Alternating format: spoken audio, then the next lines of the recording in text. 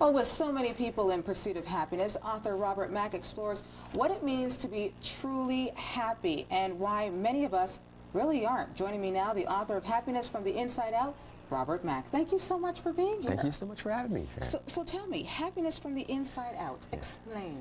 Oh man, happiness from the inside out. It's interesting, like in the last 50 years, I don't know if you heard the statistics, but the last 50 years we've experienced unprecedented material and economic growth in America, large parts of Europe and Asia. And at the same time, we've also experienced more unipolar depression, we've experienced more suicide, we've experienced, interestingly enough, happiness ratings, even for folks that are non-clinical, such as yourself and I, haven't budged since 1950, right? Wow. So to a large extent, what that means is that the American dream, in a way, or the European dream, and even the Japanese dream, to a certain extent, has it backwards, right? Success doesn't necessarily lead to happiness, right? Exactly. So, you know, what happiness from the inside out is about finding ways to be happy despite the economic conditions, despite maybe poor health, despite a relationship not working out. So it's a way to be happy regardless of your circumstances that's around you. And you're very passionate about it too, because reading your book, and who would have known, you came from a traditional home, but you suffered from depression. Yeah, it's interesting. I had probably two of the most loving parents that you could ever possibly have. I mean, there was a lot of conflict in my household. You know, just sort of normal things that happen. You know, when people lose their jobs and relationships go a little awry. But sort of a consequence from that is that I sort of grew up a little bit pessimistic, and that pessimism slowly grew into helplessness, and then it grew into sort of depression. And I never went to see a psychologist because I didn't really have the money, but I took a lot of the online sort of assessments that help you to diagnose your own depression, and I was definitely in a pretty bad place. Yeah, wow. But you worked your way out of it. Yeah. And you lived most of your life in lower decks of my unhappiness. This is what you say. I lived most of my life in the lower decks of my happiness range.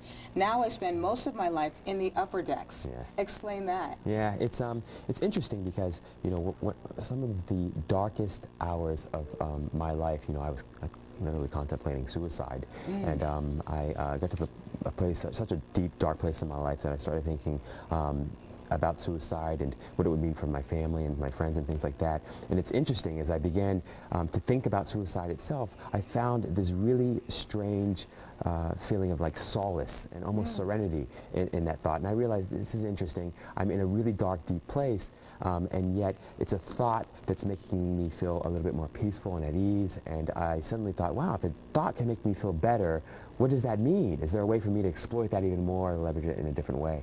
Sure. Yeah. Well, you outline 8 principles in your book for creating a happier life, so we're going to go over at least a half of them due to time. So let's start off with the principle of smart energy investment. Yeah, it's interesting. You know, a lot of us spend a lot of our time, money, resources, and energy invested in things that don't make us happy, and True. Yeah, absolutely, and don't bring a lot of success either. And so one of the things that you can do to improve your happiness right away is start doing more of what works and less of what doesn't work, right? So notice those things in your life that bring you a whole lot of happiness without much work or effort or energy at all, and do more of those things. And the things that don't bring you so much joy or happiness, do less of those things. I mean, it seems like a pretty obvious thing, but it's amazing how you know, how few of us actually you know, do those things on a daily basis. Like enjoying a good sunset. There you go. Exactly. You know, the principle of non-attachment, I really like that one, because a lot of people kind of look for happiness outside of themselves. Yeah, it's interesting, and you and I have spoken about that before, Sharon, is that, you know, happiness,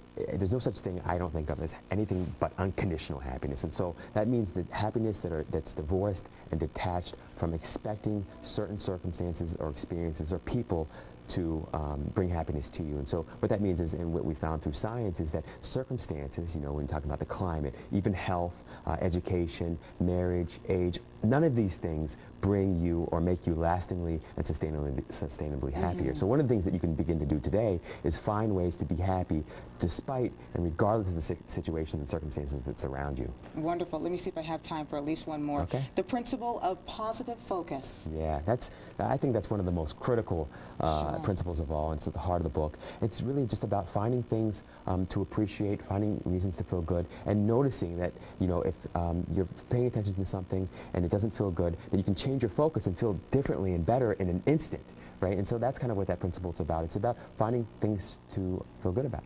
And I think we have time for just one more. Okay. The principle of self-appreciation. Yeah, that's sort of along with the other one. It's interesting how many of us today live relatively successful lives in one way or another. We have great jobs or great relationships, and we're still not happy. And so one of the things you can begin doing today is finding ways to appreciate yourself more. And you can create lists. You can just count your blessings every day, but look for the good in yourself, and you know, your life will benefit immensely from it. Definitely a lot of inspiration inside of this book. And Robert's next South Florida book signing will take place Tuesday, June 23rd at the Temple Emmanuel at 7 p.m. It's located at 1701 Washington Avenue in Miami Beach.